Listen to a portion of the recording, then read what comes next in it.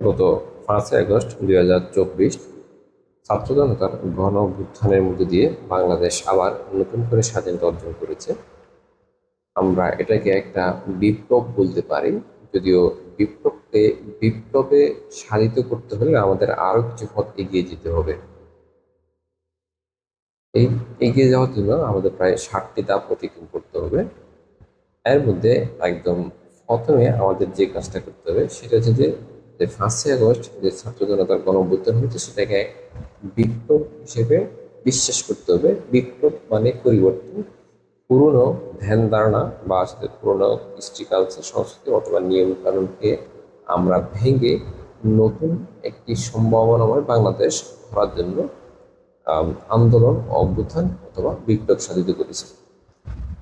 দ্বিতীয়ত আমাদের যে কাজটি করতে হবে সেটা হচ্ছে যে আমাদের বিপ্লবের মধ্যে দিয়ে পুরনো সংবিধান বাতিল হয়ে গেছে। যখন সরকার ঘোষিত কারফিউকে অগ্রাহ্য করে কারফিউ ভেঙে রাস্তায় নেমে এসেছেন, গণভবনে ঢুকে পড়েছেন, তার মানে অবশ্যই আপনি সরকারের অথবা যে পুরনো যে সংবিধানকে তখনই আপনি অগ্রাহ্য করেছেন। তার মানে সংবিধান তখনই বাতিল হয়ে গেছে। আর একটা বিপ্লব বা গণ অভ্যুত্থানের পরে পুরনো কোনো সংবিধান থাকে না, সংবিধান তখন ভেনিশ হয়ে যায়। একই সাথে বিপ্লবীরা নতুন করে সংবিধান তৈরি করে। এখন যারা আছে, এখন যে সরকার আছে নতুন করে তারাই সংবিধান তৈরি করবে, সেটাই আমাদের জন্য নতুন করে নিয়ম, নতুন করে আইন।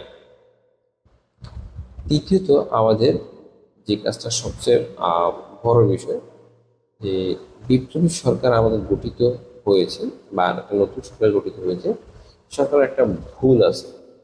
সবচেয়ে বড় ভুল হচ্ছে যে পুরনো সরকার অথবা পুরনো সিস্টেমের ফেসিস্টের সহযোগী শাহাবুদ্দিন চুপ্পু এর নিকট আমাদের ডক্টর ইউনূসের শপথ গ্রহণ করা বা ক্ষমতা গ্রহণ করা, এটা অবশ্যই আমাদের গণঅভ্যুত্থান বা বিপ্লবের জন্য অপমানজনক। যে ফেসিস্টের সহযোগীর কাছ থেকে শপথ গ্রহণ করা, এটা আমাদের বিপ্লবের সাথে সাংঘর্ষিক। আর তারপরে যে আমাদের সবচেয়ে গুরুত্বপূর্ণ কাজ হচ্ছে যে একটা বিপ্লবী সরকার গঠন করা। বিপ্লবী সবচেয়ে গুরুত্বপূর্ণ কাজ কিন্তু এটাই। কিন্তু আমাদের সরকার যদি গঠিত হয়েছে, এখানে আমরা বুড়ো বা সাথে বৃদ্ধদের একটা আনাগোনা বা সংখ্যা আধিক্য দেখতে পাচ্ছি। এটা খারাপ বিষয় না, অভিজ্ঞতার একটা বড় বিষয়, গুরুত্বপূর্ণ বিষয় আছে। কিন্তু আপনাকে এখানে মনে রাখতে হবে যে পুরনো ধ্যান ধারণাকে পরিবর্তন করে নতুন কিছু নিয়ে আসার ক্ষেত্রে তরুণ যুবক বা যারা আছে পরিবর্তনের মন মানসিকতা লালন করে তারাই সবচেয়ে উপযুক্ত, যথোপযুক্ত। আর একটা বিষয় আছে যে নতুন যে জেনারেশন আছে, নতুন জেনারেশনকে বুঝতে হবে, জানতে হবে, তাদের চাওয়া পাওয়াগুলা মানতে হবে। সেই জায়গাতে যারা বৃদ্ধ অথবা হচ্ছে যে পুরনো ধ্যান ধারণার লোক, তারা নতুন জেনারেশনকে জানতে পারবে না, তাদের মধ্যে যে জেনারেশন গ্যাপ আছে, তখন আমাদের যে বিপ্লব বা বিপ্লবী সরকার সেটা বাধাগ্রস্ত হবে। আমাদের যে স্বপ্ন অথবা সে নতুন বাংলাদেশ গড়ার, সেটা আমাদের জন্য মানে কষ্টকর হয়ে যাবে।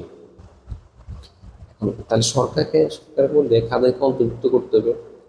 অবশ্যই যাদের মধ্যে যে বিপ্লবের স্পিড, বিপ্লবের আবেগ, অনুভূতি, ভালোবাসা বা উৎসাহ থাকবে, নতুন কিছু করার উদ্যম থাকবে, তাদেরকেই এই সরকারে অন্তর্ভুক্ত করতে হবে।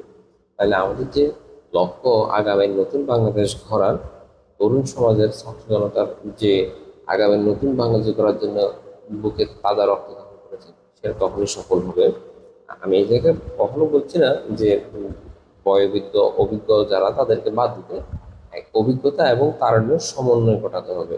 শুধুমাত্র বয়োবৃদ্ধ যাদের মধ্যে বিপ্লব কোনো স্পিড নাই বা সেদের কোনো উদ্দীপনা নাই, তাদেরকে নতুন সরকারে অংশগ্রহণ করানো আমি যুক্তিযুক্ত মনে করি না।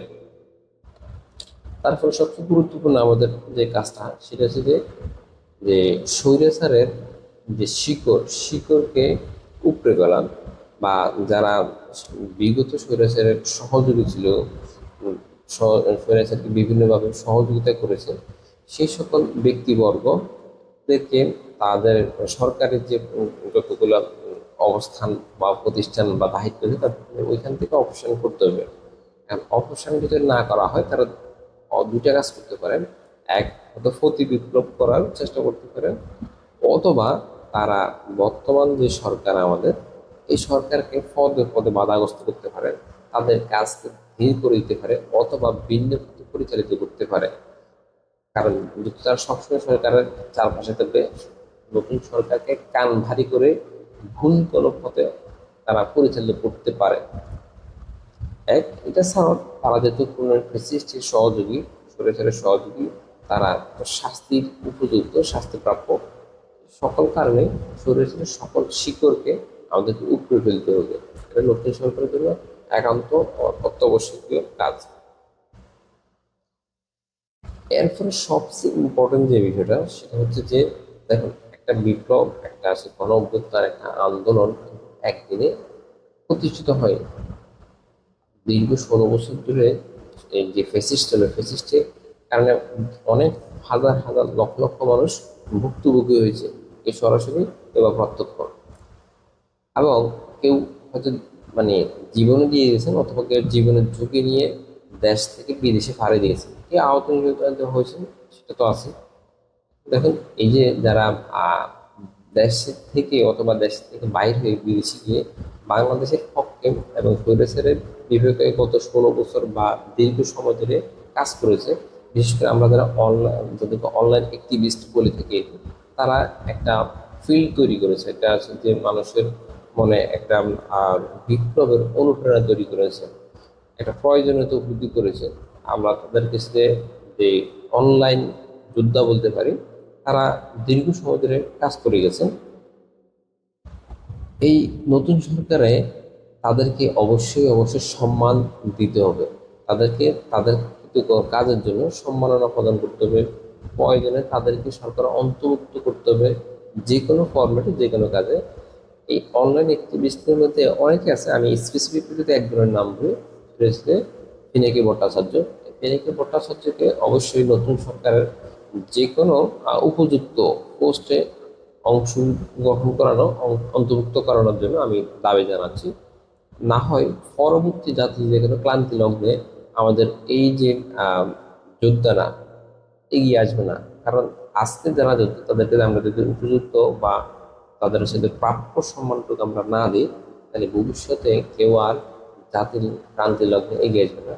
কারণ যেখানে আহ, তাদের প্রয়োজন সম্মান দেওয়া হয় না, সেখানে তারা আর কেউ ভবিষ্যতে এগিয়ে আসার উৎসাহ পাবে না। এগুলো করার পরেও আমাদের লাস্ট একটা কাজ আমাদের করতে হবে, যে বিপ্লবী সরকার যেহেতু জনগণের সকল জনগণের ম্যান্ডেট নিয়ে, সকল রাজনৈতিক দলের ম্যান্ডেট নিয়ে তারা ক্ষমতায় আছে, তারা অন্যান্য যে কোনো রাজনৈতিক দল থেকে সবচেয়ে বেশি শক্তিশালী, এটা আমি বিশ্বাস করি।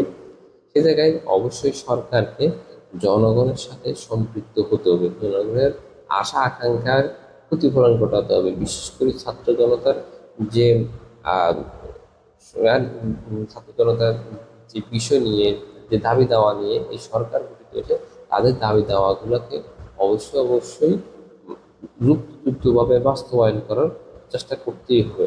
এবং একই সাথে রাজনৈতিক দলগুলোর সাথে সমন্বয় করতে হবে, সরকারকে মানে পরামর্শ নিতে হবে, তাদেরকে আশ্বস্ত করতে হবে।